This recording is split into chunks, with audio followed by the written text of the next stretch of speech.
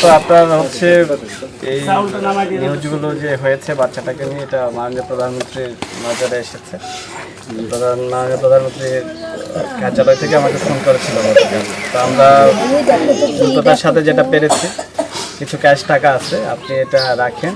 এখানে আপনার বাচ্চার খাবার আছে, সাথে আপনাদের জন্য চাল ডাল তেল সব কিছুই আছে এখানে, মানে আপনারা আশা করি অনেকদিন চলতে পারবেন।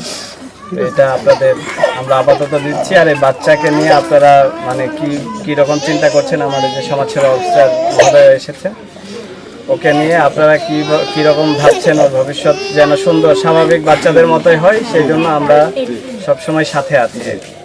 এখন এক্ষেত্রে আপনারা কিভাবে চিন্তা করবেন সেভাবে আমরা এগোবো। হ্যাঁ, বাচ্চাটা আমি যতক্ষণ বাইসে আছি ওরা মানুষের মতো মানুষ করতেই চাই, আমার করছি না সেইভাবে করে দিতে।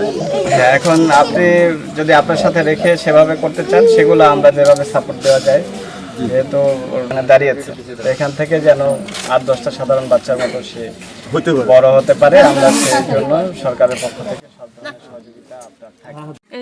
আপনি দেখান।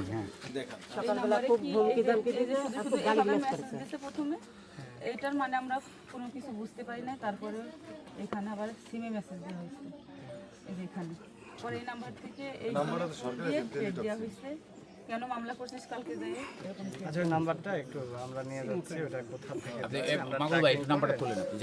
থেকে দেশ টিভি সংবাদের প্রচারণের পরে প্রধানমন্ত্রীর কার্যালয়তে আমার বাড়িতে তার প্রতিনিধিরা আসছিল, আমাকে নগদ আর্থিক সাহায্য করে গেছে, মুসলিমার খাবারের জোগাড় করে গেছে।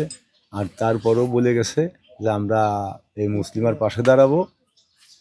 আর দেশ টিভি ভাইরে আমারে তারাও অনেক বারবার আমার বাড়িতে এসে তারা আমারে মোটামুটি তাদের কারণে আমার বাড়িতে আজকে এই প্রধানমন্ত্রীর কার্যালয়তে এরা আসলো। দেশ টিভিরে ধন্যবাদ। অসহায় পরিবারের পাশে, মুসলিমের পাশে দাঁড়াইছে প্রধানমন্ত্রী, এর জন্য প্রধানমন্ত্রীকে ধন্যবাদ। মুসলিমার মা যখন ওর 21 দিন বয়স, তখন মুসলিমারে ইসলামের পাশ সহিষ্ণু করে দিয়ে চলে যায়। এখন মুসলিমার 2 বছর বয়স, মুসলিমার বাবাও হারিয়ে যায়। এখন মুসলিমার আমি দাদি, এখন ওরা কীভাবে মানুষ করবো? আপনাদের মাধ্যমে নিউজ হওয়ার কারণে আমি এই সহযোগিতা পাচ্ছি। আপনাকে ধন্যবাদ। মুসলিমা ওর বাবা এই যে একটা খারাপ পরিস্থিতিতে ট্রাকের চালানো অবস্থায় কিছু স্থানীয় জনতার, উত্তেজিত জনতার সাথে তাদের গণপিটুনিতে মারা যায়। তো এটা বিভিন্ন মিডিয়ায় এসেছে যে ওর মাও নেই এবং বাবাও না থাকার কারণে এই নিউজটি আমাদের মাননীয় প্রধানমন্ত্রীর দৃষ্টিগোচর হয়। তো মাননীয় প্রধানমন্ত্রীর কার্যালয় থেকে গতকাল আমাকে ফোন করেছিলেন একজন স্যার যে এই বিষয়ে যেন আমরা দ্রুত কিছু ব্যবস্থা করা যায়।